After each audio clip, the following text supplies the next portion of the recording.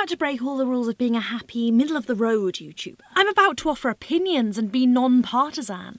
I'm about to talk about politics. Harry Leslie Smith is a figure who was in the British media rather a lot towards the end of last year. So when the company that publishes him offered me the new job, which I shall probably keep referring to as the new job until I've worked there long enough to have lain siege to a smallish Troy, I thought it was about time I read his book. Harry's Last Stand is something of an extended vitriolic essay. It is Harry, at the age of 91, looking back at his life. Growing up in the depression of the 20s and 30s, watching a sister die, painfully and hopelessly with absolutely no medical care. And then trying to marry a woman he loves, when society openly scorns their union. In recounting all this, Harry's every experience is firmly rooted in politics. He shows it's impossible to detach his life from the politics of the day. Yet, Harry's Last Stand perplexed me. I'm as left-wing as they come. I'm for voting reform, free health and education, and even, God forbid it, not letting the poor starve to death in the streets. And yet, despite the fact that I agreed with the majority of what Harry was saying, my reading experience was unsettled. I was constantly butting my head against elements of his style. I couldn't help it. I was only months out of a serious degree that took itself very seriously. This was bad history and bad politics. I mean, Harry's book was part biography, part polemic. It never pretended otherwise. But I kept shifting uneasily under passages that I couldn't help but label manipulative. There was just constantly the juxtaposition of his really traumatic life events and his condemnation of the erosion of the welfare state. Politics, I had been taught, should only be talked about detachedly, unemotionally, in glutted, doll-covered tomes, or snipped across the floor as party warfare. Just before I left my bookshop, a colleague of mine so insistently recommended me an essay by Orwell that they chucked copies of it across the store at me until I finally agreed to read it. Now, I'd been made wary of Orwell by some previous of his essays, and just more generally, the fact that he was a straight, white, English male writing in the 1940s. He writes some good stuff, don't get me wrong, but sometimes some of the undertones of his work kind of make me wince. Politics in the English language I have now, on the whole, deemed a good one. I read it on red alert for the disagreeable, ready to seethe in my corner, I told you soing until the cock had crowed 333 times. I was waiting for Orwell to mount his high horse, to shout down that there was one prescriptivist form of literature,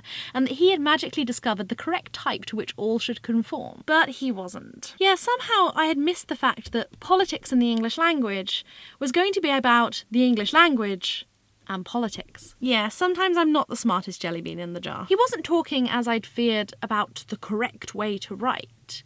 No, he was specifically looking at the way English language was employed with regards to political discourse. You said discourse, take a shot. Sorry, hangover from my degree days. Let me explain. Studying both history and English generally means you concentrate on the intersection, which I would argue is this thing they call discourse. You lazily wave away concepts of separate fiction and non-fiction, and instead consider the language used and genre employed to consider any subject. It's written about in this way and it's spoken about in this way and internalised.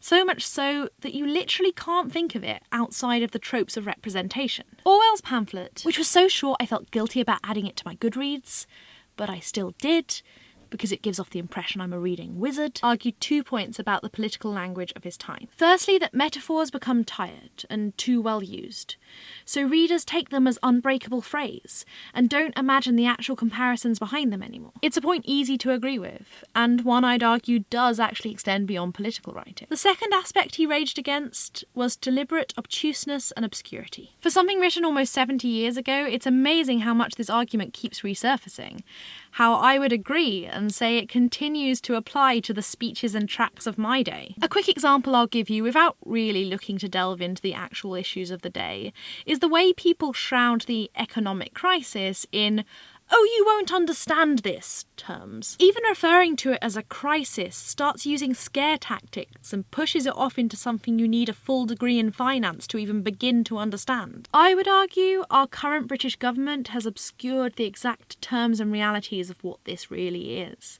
that they've built up a cult of fear around it, and have used it to push through some quite right-wing policies. Raising VAT, raising tuition fees, cutting public services, all things that negatively affect the poorer side of the country, while simultaneously cutting the 50% tax, cutting corporation tax, and refusing to make big businesses like Amazon, Starbucks, and yes, even you, Google, pay the taxes they actually deserve, clearly benefiting the richer side of society. All I could think of when faced with all of this is, isn't it obvious why voter turnout is so low?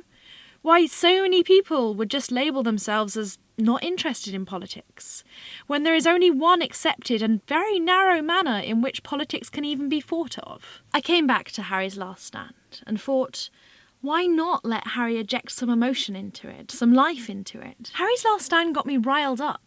It made me angry and upset, because I agreed with what Harry was saying, but I knew if I took this book down to the lads at Conservatives' own Porton policy and said, look, maybe chance of birth shouldn't dictate the health care, education and general well-being of the rest of your life, they'd just pick holes in the genre of it all. This isn't good politics, as good politics is generally delineated.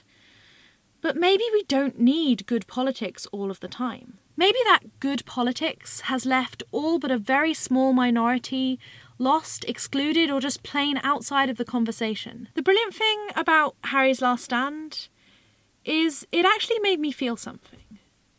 It made me want to unbury my head from the sand, after I'd long since given up politics as something I was never going to be able to have an effect on, especially with a first-past-the-post voting system, and even then no party that really stood for the things I wanted. Politics, so often in the dry, unemotional manner in which it is discussed, just seems entirely divorced from the reality of my life. But tracking it through Harry's biography made it impossible to ignore its connection to the day-to-day, to all the things I actually hold important. Whether you're considering what job you can apply for, how the education system works, what you can afford to buy, the erosion of the environment, or just what it's legal to do, there is no one whom politics does not affect. There is no one who falls outside of these categories. And yet there are many who are made to feel like they do. Like they shouldn't have a say or a voice, because they don't understand, because they're not part of the conversation. For a select few, the limit of this discourse is great. It means they have a huge advantage when it comes to championing their views. I now read Harry like this. Why not let someone talk with some emotion behind all those winding, obtuse words? Let someone put these big issues in terms that are relatable and understandable across a mass market. Why not let politics bleed out into the levels of discussion and media that are available to more? Because the effect of politics, that definitely isn't limited to a select few. The decision-making process shouldn't be either.